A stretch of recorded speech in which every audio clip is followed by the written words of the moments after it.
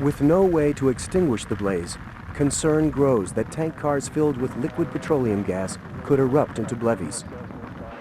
Firefighters pull back and police evacuate a 1-mile area surrounding the fire. But a TV news crew chooses to stay behind, just a half-mile from the flames. The fire is making a sound like a jet liner taking off. Something apparently blew up just a couple of minutes ago and started this big roar of flames and the sound of a jet liner. What the news crew doesn't know is that the noise they're hearing is the warning of an impending levee. Fuel, discharged from a ruptured car, has stoked the fire, and the flames are now heating another car carrying propane gas. Moments after the reporter signs off, 30,000 gallons of boiling propane push the tank's metal walls to the breaking point.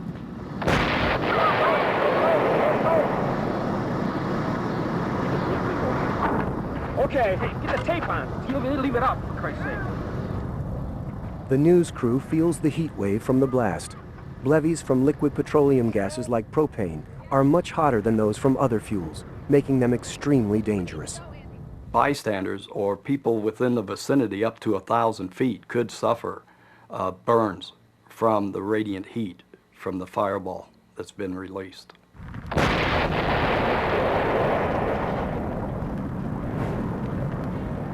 Liquid petroleum gas levees also have tremendous force, which can turn exploding tanks into airborne missiles. The 6-ton tank car in this blast rockets nearly 3/4 of a mile into a field. At the Murdoch explosion, the propane car that blevied traveled 3,640 feet. We need to go, Andy. Let's get in the car and go. Shocked by the power of the blast, the news crew retreats 2.5 miles from the derailment. As night falls, the flames finally make their way to a nearby tank car filled with highly flammable isobutane.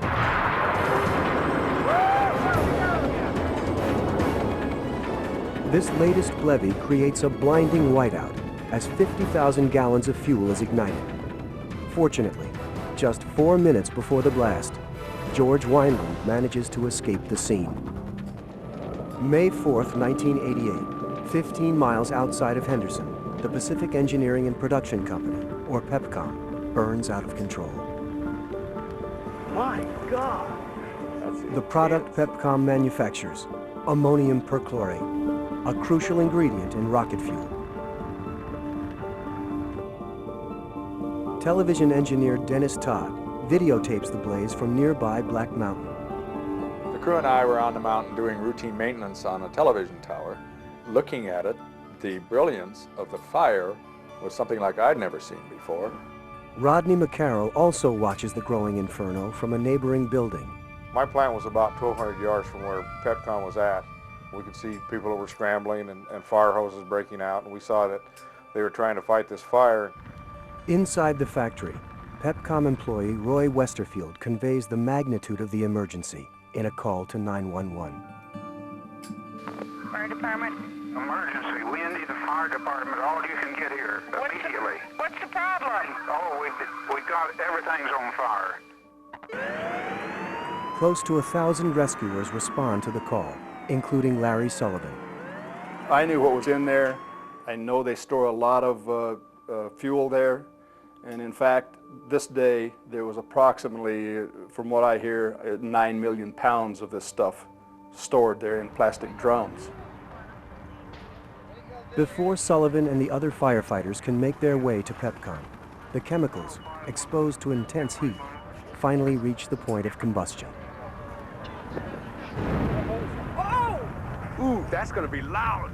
The magnitude of that sound when it reached us was still extremely large for something that had traveled over a mile.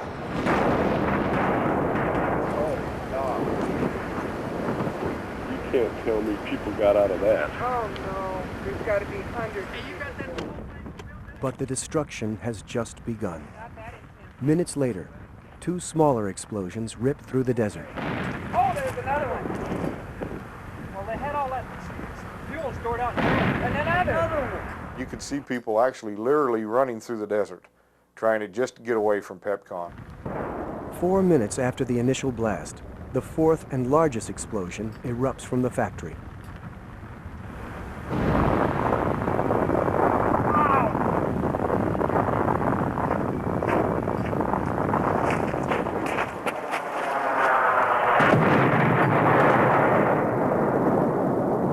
The explosion is so intense, the shock wave vaporizes a nearby factory and registers 3.5 on the Richter scale. It was just like a wall of water coming at you. And I remember it literally picking me up off my feet and never touching the ground. I mean, it literally picked me up and threw me at least 40 feet.